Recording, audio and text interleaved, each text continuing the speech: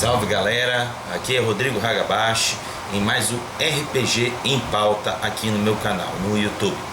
Para quem não sabe, o RPG em Pauta é um dos quadros em que eu costumo pegar um tema, uma situação, uma pauta e teço comentários e minhas pensamentos sobre esse determinado tema. E o tema que eu estou trazendo para hoje é RPG e crianças. Bom, por que eu resolvi trazer esse tema? Até então, durante esses vários anos que eu costumo jogar RPG, seja narrando, seja jogando, ainda não tinha tido oportunidade de ter a presença de crianças menores de 10 anos de idade jogando RPG. E eis que esse ano tive duas oportunidades e foram bastante interessantes e trouxeram alguma experiência nesse contexto infantil dentro do cenário do RPG. Vou começar pela primeira experiência. Já tem alguns meses, claro, antes dessa quarentena começar, que semanalmente eu estava narrando em torno de 1 hora para os colegas de sala do meu filho de 10 anos. Ou seja, a grande maioria deles tem em média 10 anos de idade.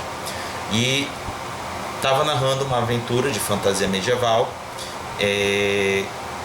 usando o sistema Interpreta. No começo começa muito caótico, porque as crianças elas não estão acostumadas ou pelo menos não estavam acostumadas a fazer trabalho de equipe. Isso ficou muito claro no começo. Era em média de 4 a 5 crianças jogando na mesa comigo. E era uma característica muito importante essa questão da individualidade, falando muito alto. Cada um queria fazer uma coisa, não pensando que ele estava dividindo a cena e o ambiente com outros personagens sendo representados por outros jogadores, que no caso as crianças. E isso me chamou muito a atenção. E aos poucos fui instruindo eles de que se eles não unissem forças, o determinado objetivo que era posto para os personagens em jogo não seria atingido. No começo foi muito difícil. Eu precisava várias vezes fazer uma intervenção ou outra para ir encaminhando eles, porque, como eu disse, o individualismo falava muito alto. Tem crianças que são extremamente impositivas naquilo que ela acha que tem que ser feito, e outras se desmotivam porque um ou outro estão tomando iniciativa demais, não estão deixando falar. É quando a gente entra.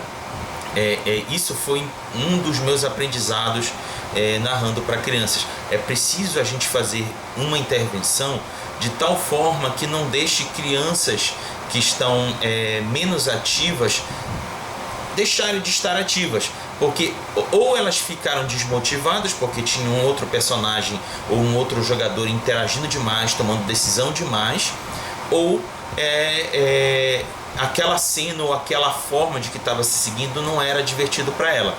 Então, nesses dois momentos eu tinha que fazer uma intervenção e, consequentemente, a criança que estava sendo um pouco controlada também não gostava. É um conflito de vontades que precisa ser controlado, mas de tal forma que não perca a diversão para o grupo.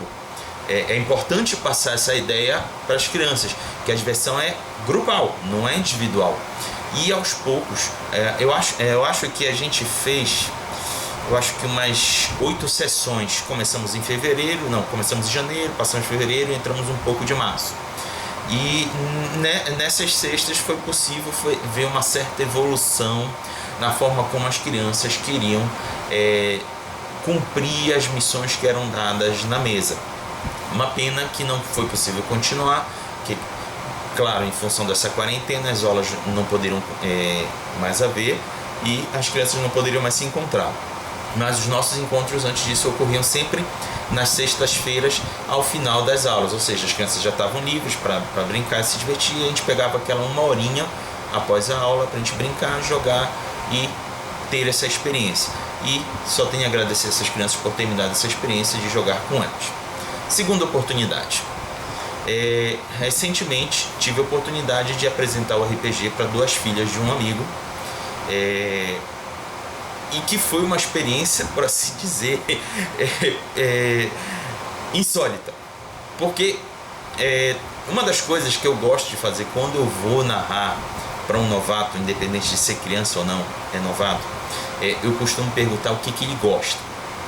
Diante do que ele gosta, eu monto um cenário usando contextos desse gosto dos jogadores. Sejam 3, sejam 2, sejam 5. Eu costumo fazer um conjunto de perguntas para pescar qual é o gosto pessoal deles.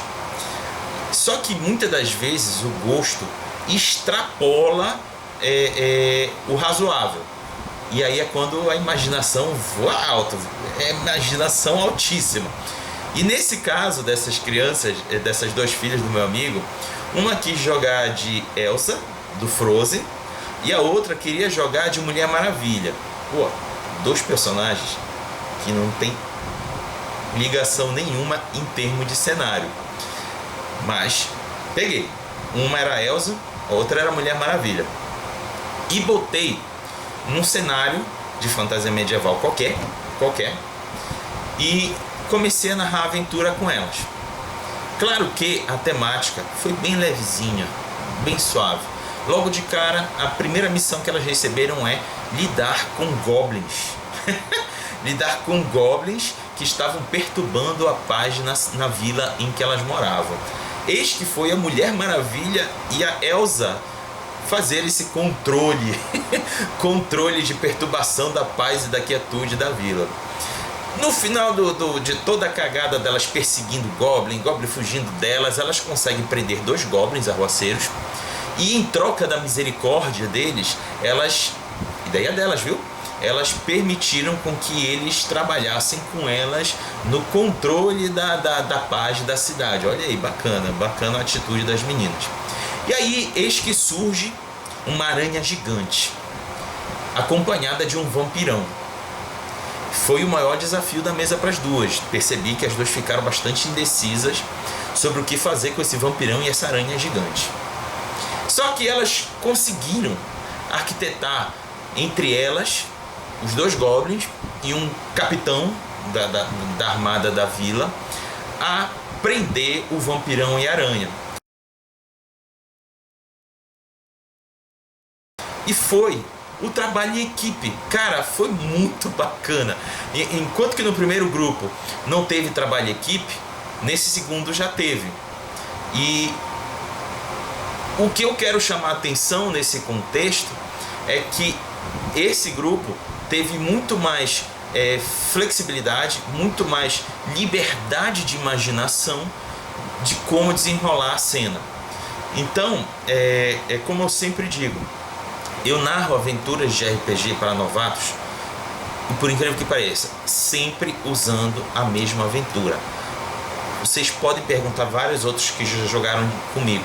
Eu sempre narro a mesma aventura, mas, sinceramente, nunca o desenrolar dessa aventura foi o mesmo de uma para outra. Toda vez é uma história nova, é um contexto novo, é um desenrolar completamente diferente. E não poderia ser diferente com essas meninas. Então, só tenho a agradecer ao meu amigo por ter dado essa oportunidade de eu apresentar o RPG a elas, que elas também me ensinaram coisas novas sobre a imaginação infantil no contexto do RPG. Então é isso, galera. Essas são as experiências que eu queria ter apresentado a vocês no contexto do RPG com crianças. E vou aproveitar e lançar uma novidade para vocês. Domingo estarei começando um novo quadro aqui no canal, cujo título do quadro é RPG em Debate, onde eu pretendo, sempre aos domingos à noite, por volta das 8 horas, trazer pessoas que tenham experiência em um determinado tema para debater sobre esse tema. Sempre o tema vai ter correlacionado com o RPG. E o tema que vai ser pautado no debate aos domingos será os temas que eu estou apresentando nas quinta-feiras no quadro RPG em Pauta. Ou seja, vocês já estão logo adiantados sobre o tema em debate. No domingo vai ser RPG e as crianças. Então eu estou trazendo 3 convidados para participarem. Um já está confirmado, que é o Breno Pauchis. O Gilson Rocha está vendo se vai ser possível. E tem um terceiro que eu convidei, ele ainda não me respondeu, só vou confirmar o nome dele depois. Mas já temos esses 2, Breno Pauchis e o Gilson Rocha, a participar desse debate, que será no domingo à noite, às 20 horas. Então é isso, galera. Mais à frente eu vou confirmar o debate e espero contar com vocês também nesse live, que todos vocês vão poder participar fazendo perguntas, dentre outras coisas. Então é isso e até a semana que vem.